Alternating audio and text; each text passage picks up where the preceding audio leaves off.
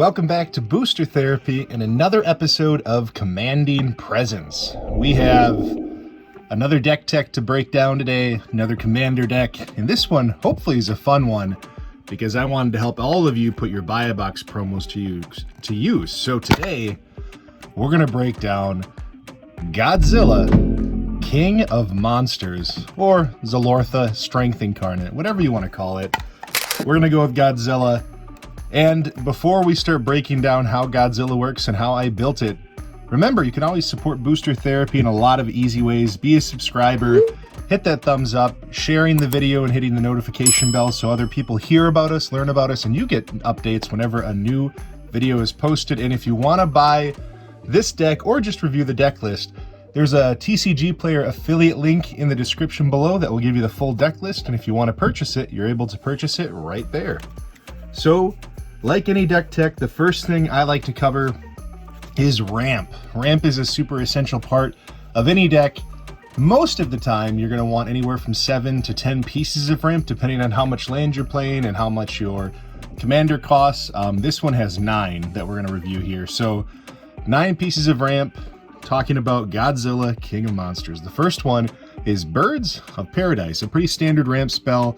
1 and 2 mana ramp are always that sweet spot. You want to overload on that as best as you can, just because you get the most value on your turn out of that when you're curving into big stuff, especially a creature deck. Soul Ring, another 1 mana ramp spell, and a staple for every commander deck. If you're playing commander, Soul Ring should probably be in your deck. Cultivate, another very standard mana ramp spell, 3 mana. It gets 1 extra land into play and another one in the hand to make sure you're not missing your land drops. Rampant Growth is one of, I think, the most criminally underplayed ramp spells in Magic. It's one of the most resilient 2 mana ramp. It's not fragile. It puts an actual land into play. It's not like an artifact where it's going to be broken by a Bane of Progress or something evil like that. Migration Path, it's a new one. I'm actually really testing this one out. I often didn't play Explosive Vegetation, but it was something that is commonly played, and I wanted to see how a 4 mana cost ramp spell would work. I like this one because it's literally Explosive Vegetation, but better, because you can cycle it if you don't need the land. Arcane Signet, another one like Soul Ring, a staple for every deck, a very good 2 mana ramp spell. Kodama's Reach, it's the same idea as Cultivate. It's just a very efficient and standard mana ramp spell. Sky Shroud Claim, I love this one because we get forests, so we can grab dual lands, and they don't have to come into play tapped, so we can utilize that mana right away. And the final one is Llanowar Elves, because in any creature deck where creatures matter, the 1 mana creatures that ramp are pretty good. The next thing, so with Godzilla, I guess we didn't even really read this, we have 3 colorless, a red and a green, for a trample, 7/3, lethal damage dealt to creatures you control is determined by their power rather than their toughness. So basically it makes him a 7/7 for most circumstances besides -1/-1 counters. But we want to really abuse that mechanic, the mechanic of beefing up the power of our creatures. So there's a few key spells, key equipments, and auras that really help us do this. So we're going to talk about a couple of those. The first one is Rancor. So this gives us essentially +2/+2 for 1 mana and trample. The other thing I love about this is we get it back every time. So if we get hit with a board wipe, which is likely to happen when you're playing a creature deck, we can still get Rancor back and really beef up our creatures that much more, even if it's just Godzilla, making him essentially a 9/9 with trample and just beating in and hopefully winning with some commander damage. Luxodon Warhammer, a similar idea. It's +3/+0, which really gives us +3/+3, and it gives us trample and lifelink. So a resilient card, often not killed by the board wipe, so we can hold on to it post loss of creatures and, rebuild from there. The Bloodforge Battle Axe. This is probably one of the best spells in the deck. So +2/+0 for 1 mana. So again, essentially +2/+2, but the beauty of this one is when we get damage in on a player, which we're going to do a lot of, we can copy the Battle Axe, and we can get tons and tons and tons of these Battle Axes to just beef up our creatures, making them more resilient to any sort of damage removal or combat damage, and just get in for some sick amounts of damage. And the last one is Shadow Spear. I like this one because of the trample and lifelink, but I always love being able to control indestructible creatures. If that's something that happens in your meta, that little side piece of this one is great. But it is a great equipment. 1 mana for +1/+1, trample and lifelink. Very useful for a creature, smashy creature deck. So next we're going to go through some of those smashy creatures, and we're not wholly focused on, but mostly focused on creatures that have really high toughness power. So the first one we have is Siege Behemoth, 7 mana for 7/4 hexproof. As long as Siege Behemoth is attacking, for each creature you control, you may have that creature assign its combat damage as though it weren't blocked. So giving us that Thorn Elemental kind of combat trick where we can get through with damage and be lethal even if they want to try to block us. And he is hexproof. Goreclaw, Terror of Calcisma, a good way to it's another ramp spell in a sense, where it's going to help us reduce the cost of the majority of our creatures by 2. Also giving us +1/+1 in trample when we swing is always a plus. God Eternal Ronus. So this one actually doubles the power of all of our creatures, which is in this case uniquely special. It's good always, but even better now because it's for all intensive purposes, we're doubling the power and toughness in a lot of cases here. So it's just a really good card that we can recur over and over again, even if it's removed. The Nessian Boar. This is one of my favorite new ones that we can include in this one. It's a 10/6 for 5. So great mana cost for what we get out of it. Everything has to block it, and it's essentially a 10/10 that everything has to block. So really good boar. The Tree Shaker Chimera, 7 mana for an 8/5. Similar to the boar, it draws in all creatures that have to block, so it removes their ability to block our commander or anything else. And when it dies, we draw 3 cards. Gaia's Revenge, can't be countered, haste, and can't be targeted by non-green sources. So 8/5, which is really an 8/8 for 7, with haste and can't be countered and basically hexproof. The Giant Solifuge. For the longest time, I wanted to find a way to play this card. I remember opening the Eternal Masters box and being sad by this foil rare, but now I'm excited because a 4 mana trample haste shroud that essentially is a 4/4 is going to be a lot of fun to play, and it just works within that flavor of what Godzilla is doing. The Gruul Rage Beast, we're playing a lot of creatures and we want that ability to fight, especially since we're a bit more resilient on our top end of our power. Gruul Rage Beast just helps us play into that and be a bit more effective with keeping the battlefield clear of things we don't want to deal with. The Quartzwood Crasher, another new one from Ikoria. This is great because it helped. A lot of what we have will have trample for a lot of different reasons. Either the creature already has it, we have an equipment that has it, or we have a creature in play that gives all of our creatures trample. Being able to create tokens off of that is going to be a ton of fun. Quartzwood Crasher is a crazy good card. I mean, a very low mana cost 6/6 trample that gives us additional XX green dinosaur beast with trample. Grothama, because it's a 5 mana 10/10 in this fight, and it's gives us some unique abilities to crack in, fight, maybe even draw off fighting our own Grothama. Just gives us a lot of different versatility within one card. The Combat Celebrant, well, always good for a combat-based deck, giving us those extra combat turns when we exert it, but essentially it's a 3 mana 4/4 for us as well, so it's going to stay alive a lot longer than it would in other decks. Ghalta, Primal Hunger, because we're going to be able to cheat him in for pretty low mana cost, and he's a 12/12 trample that can trigger off our Quartzwood and just is good all around. The Moonveil Dragon. So this one has fire breathing for each of our creatures. So playing Godzilla, as long as we have him out there, makes this card devastatingly good because we're basically giving all of our creatures +1/+1 and making it that much harder to die due to combat damage. So Moonveil is a staple for this deck, one that you would want to have if you're looking for a unique build here. The Gigapede, another one that is just very interesting with the 6/1. It's a hexproof. Actually, it's a Shroud, 6/1 for 5 mana. It's also from one of my original play sets. I played Onslaught Block, was one of the first that I really went competitive with and did tournaments, so this was more of a pet card, but it really is on theme with what we're doing. The Hunted Troll, because an 8/8 with Regenerate for 4 mana is worth it no matter what the downfall is with this deck. The Hunted Troll, and in general, some of these hunted spells are great for Godzilla. Vorin Clicks, he has shot up in price. I didn't realize how expensive he is now. I think he's around 40 bucks. But he is a paralyzing creature, and we're going to have a couple ways to cheat creatures out, but also we're just ramping a lot. We're building some big monsters. He definitely fits into the whole Godzilla theme. Bane of Progress, the cleanest way to answer all of those evil artifacts and enchantments that your opponents have while making a giant creature. In all honesty, if you're playing a green creature-based deck, Bane of Progress should be in that deck. It's just such a good card. Nelia, God of the Hunt, it's just to give us that trample mechanic and have an indestructible creature, so getting trample so we can smash in with some of those big guys, or when we have Moonveil pumping everything up, making sure that we're really getting in that extra damage and making the most of it.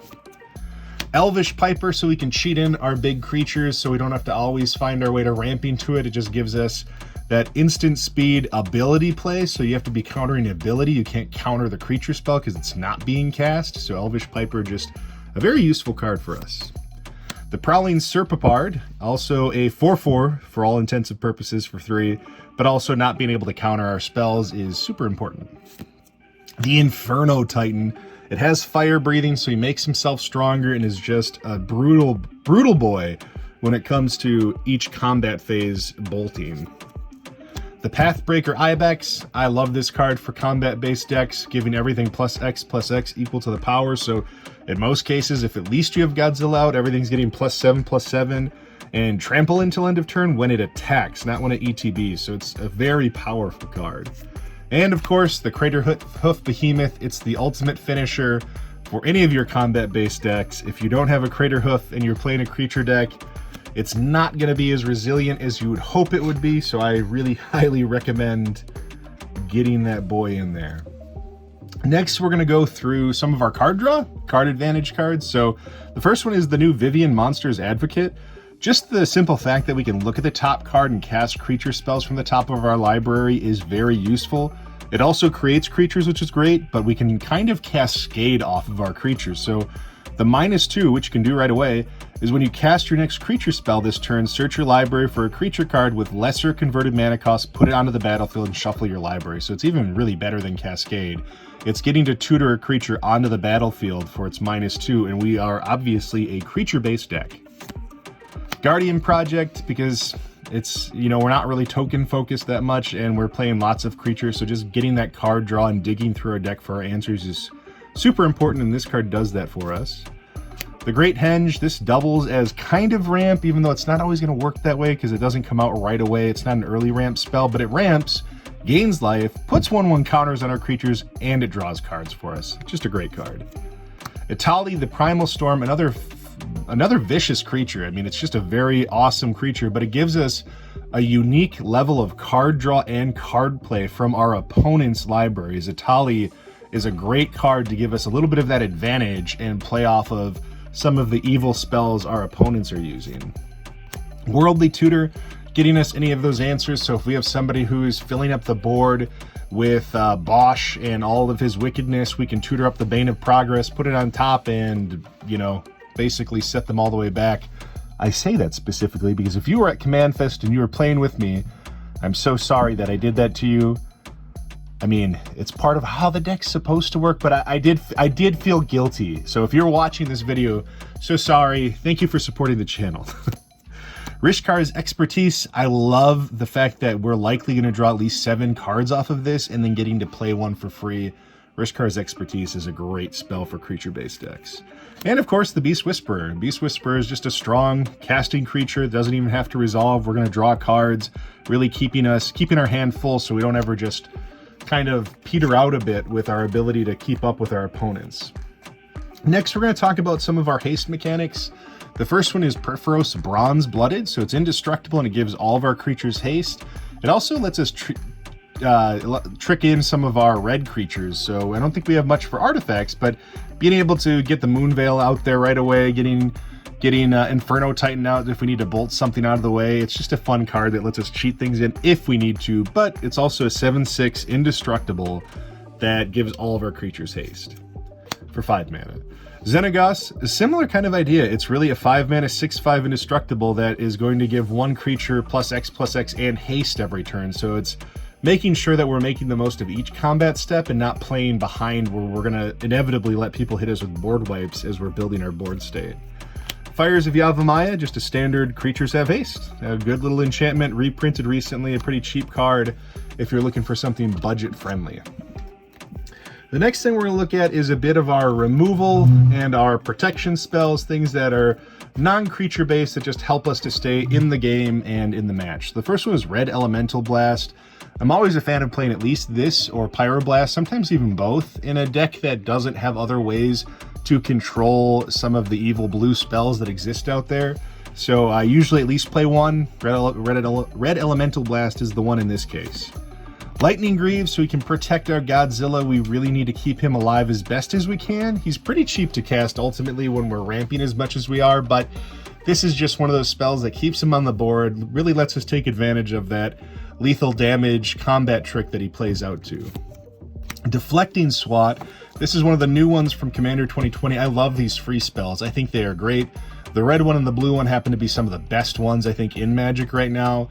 Being able to redirect a spell for 0 mana when you're playing a Gruul deck is super satisfying. Heroic Intervention. Inevitably, somebody's gonna hit us with a board wipe.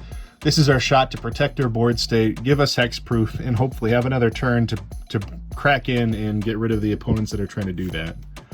Decimate. A multifunction spell. We can destroy a lot of different permanents across the board to really give us that advantage we need in a combat match. Vivian Reed, it helps us to deal with artifacts, enchantments, and creatures with flying if we get pinched off, or if we have something really vicious like a Consecrated Sphinx, it takes those down. But it also gives us a bit of card draw, and if we do get to alt this, it's pretty bomb. I mean, Indestructible Vigilance, Trample, +2/+2, it's hard to get around that. Chandra's Ignition, we're going to have some high-powered creatures. This is just a great way to wipe the board and hopefully keep us alive. Krosan Grip, that way if somebody's trying to combo off with some sort of sack outlet or anything like that, we can do this at instant speed, split second it so they can't respond, and get ahead of it so we don't lose our whole board state to a Grave Pact or Dictate of Erebos, something like that. And of course, Vandal Blast. Seb McKinnon did the artwork. It's a beautiful card, and it destroys all of the artifacts our opponents control. The last part of the deck, of course, is the combo, because every deck should have a little hidden combo inside, and this one, of course, has that as well. So we're going to start with Scuzzback Marauders, which is also very flavorful. It's essentially a 5/5 trample for 5 with Persist, so it's hard to kill. Persist, if you don't know what it is, when this creature dies, if it had no -1/-1 counters on it, return it to the battlefield under its owner's control with a -1/-1 counter on it. Lesser Masticore, it's the exact same idea here. It's a 2/2 for 2 that has Persist. That's how we're playing these two cards. So we need to have a Persist creature. That's the first part of this. Once we have a Persist creature, we need to make sure that we have either Renata or Grumgully out on the board. Renata actually works really well with this deck too. We're going to have a huge devotion to green. So let's say she's a 7/3, she's really a 7/7. But Grumgully or Renata, when a creature enters the battlefield under your control, it gets a 1/1 counter. So those Persist creatures, when they die and come back with a -1/-1 counter, they're actually going to get a 1/1 counter, which negates the -1/-1, so it can persist again and again and again. And then having some sort of outlet that has a payoff for that. So sacking a creature to deal 1 damage, having creatures enter the battlefield, which it will do an infinite amount of times, or this one as well, sacking a creature and untapping Blasting Station when it comes back. Both of these really are the ones, either one will let you go infinite by sacking Scuzzback with a Grumgully on the board to Goblin Bombardment or Blasting Station will do infinite damage to any player, so to any and all players. So that's the combo in this deck. It's that standard Persist Grumgully hate, and that is my take on Godzilla, King of Monsters. Hopefully you all enjoyed this. This is a super fun deck to play, especially if you're at heart a smashy, stompy Gruul player. This is the one you're going to want to play. It is a ton of fun to work with. It did really well for me actually in our at Command Fest Online. Hopefully you guys had a chance to play that. If you want to learn more about the decks we're building and talk more about deck discussion, make sure you hit the Discord link in the bottom of this video. It's in the description. We have a Discord. It's open to everyone, not just patrons. We even sell merchandise on there, so if you're wanting to support Booster Therapy and buy a playmat like this where you have a command zone with a grump, that's the graveyard, We have those available as well to all people who are a part of the Discord. So that is Godzilla. This is Booster Therapy, and you all have a wonderful rest of your week. Wait. Don't go. One other thing. We've got a bundle here, and it's an Ikoria bundle, and it's time for Booster Therapy to do its first ever bundle battle. We're actually doing a bundle battle with Couples Magic. It's a YouTube channel that has been a friend of Booster Therapy for a while. Check it out if you haven't already gone over there. I'll have a link in the description below, but we'll be opening this on Thursday. There's going to be a way that one of you can win this bundle. All you have to do is on the video where we open it, comment who you think's bundle will be the best. Will it be Couples Magic or will it be Booster Therapy? Team BT or Team CP? You make that comment on that video on Thursday. Again, this is going to be up there on Thursday. Theirs is on Wednesday. Again, head out to their channel to watch it. And if you get which one's right, we're going to pick one of those random team winners to get this bundle, and we will mail this out to you with all of its contents inside. Again, thanks for being a fan of Booster Therapy, a supporter of us, and all the love. You have a wonderful rest of your week. See you Thursday.